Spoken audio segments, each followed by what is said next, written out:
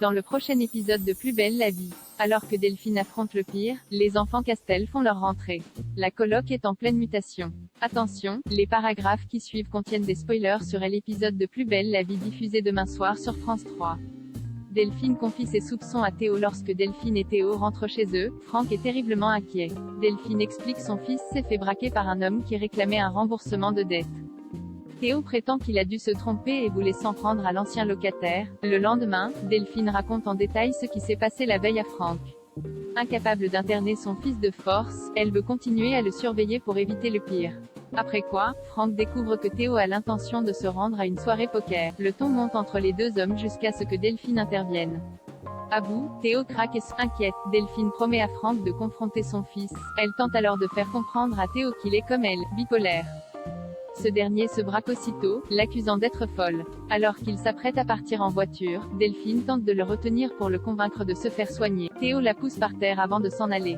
Pablo et Sounali rentrent au lycée alors que Luna envisage d'accompagner Pablo et Sounali au lycée pour leur premier jour. Cette dernière refuse d'y aller avec sa belle-mère. Sur place, Sounali se change dans les toilettes, troquant pull et jogging pour revêtir une jupe, un t-shirt crop top et des talons. Un look qui ne passe pas inaperçu auprès de Kylian et de ses amis, qui n'hésitent pas à se moquer d'elle de loin. De son côté, Pablo se fait embêter et humilier dans les couloirs du lycée jusqu'à ce que Kylian intervienne pour qu'on le laisse tranquille. Au Zéphyr, Bastien et Luna peinent à trouver des moments d'intimité.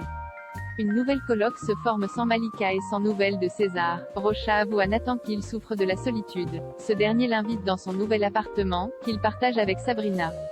Quand Rocha exprime des regrets sur la façon dont il a traité la coloc, Nathan lui suggère de repartir sur de nouvelles bases.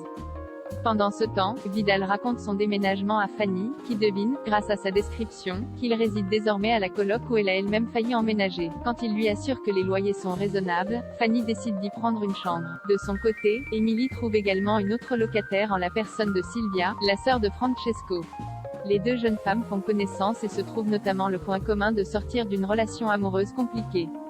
Alors qu'une nouvelle coloc se forme, Sylvia et Émilie sont complètement sous le charme de Romain.